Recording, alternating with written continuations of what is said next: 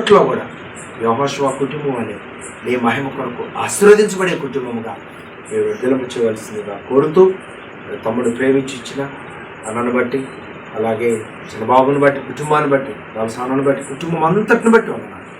వారి ఫ్యామిలీలో నీ దివ్యమైనటువంటి సమృద్ధిని, సమాధానమును, నడిపింపును ఘనంగా దయచేసి మహిమ పొందుతూ రమ్మని రాజేష్ బర్త్డే సందర్భంగా నీ దేని సావుకుని మరొకసారి ఈ బిడ్డల మధ్య ప్రవేశించి ప్రార్థించడానికి ఇచ్చిన అవకాశాన్ని బట్టి వందనాలు చెల్లించుకుంటూ యేసయ్య నామములో ప్రార్థించి అడిగి వేడుకుంటున్నాను పరమ తండ్రి, ఆమేన్. పరమ తండ్రి అయిన దేవుని ప్రేమ, కుమారుడైన యేసయ్య కృప, 128వ కీర్తన ప్రకారం దివ్యమైన ఫలింపు దేవాతి దేవుడు నీకు అనుగ్రహించి నడిపించును గాక. ఆమేన్. ఓకే నాన్న, గాడ్ బ్లెస్ యు రాజేష్. ప్రేమ కలిగిన తండ్రి, పరిశుద్ధుడైన దేవా నీకు వందనాలు అయ్యా. ప్రేమతో అయినా మరి తమ్ముడు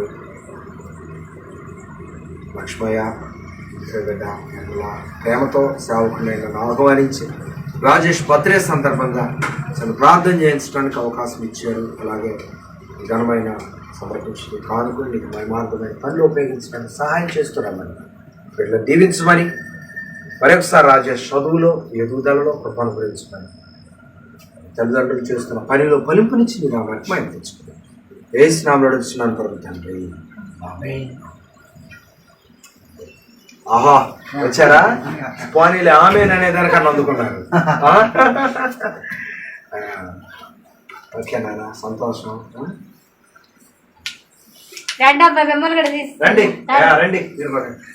మీ ఆలోచనలో మంచి ఆలోచనలే ఉండాలి, ఓకేనా? అది ఒకరికొకరు రెచ్చగొట్టుకునే ఆలోచనలు కానీ పోకిరి సంబంధమైన ఆలోచనలు అసలు ఉండకూడదు, ఓకేనా? మంచి ఆలోచనలతో మీరు చదువుకునే రంగంలో పట్టుదలతో ఎదగాలి. మంచి భవిష్యత్తు గలవాళ్ళు మీరందరూ. ఉట్టి చదువులకి ప్రయోజనాలు లేవు. ఇప్పుడు గట్టిగా స్టాండర్డ్ ఉంటేనే రేపు మీరు ఎంచుకున్న గోల్ కొట్టగలుగుతారు. ఎంపీసీలోనైనా బైపీసీలోనైనా రెండిట్లో కూడా కష్టపడితేనే. ఏదో మా అమ్మోళ్ళు బడికి పంపిస్తున్నారు, మేము వెళ్తున్నాం, కాలేజీకి వెళ్తున్నాం, లేకపోతే స్కూల్కి వెళ్తున్నాం, వస్తున్నాం, అయిపోయింది డిగ్రీ అంటే ఏం ఫలితాలు ఉండవు. పట్టుదలతో చదువుకొని మంచి ప్రవర్తన కలిగి జీవిస్తే మంచి లైఫ్ ఉంటుంది. దైవ భయం కలిగి ఉండాలి, మెయిన్ దేవుని భయం కలిగి ఉండాలి. ఒక బలమైన జ్ఞానం కలిగి చదువుకోవాలి. దేవుడు మీ పట్ల న్యాయం చేస్తాడు. అర్థమైందా? God bless you.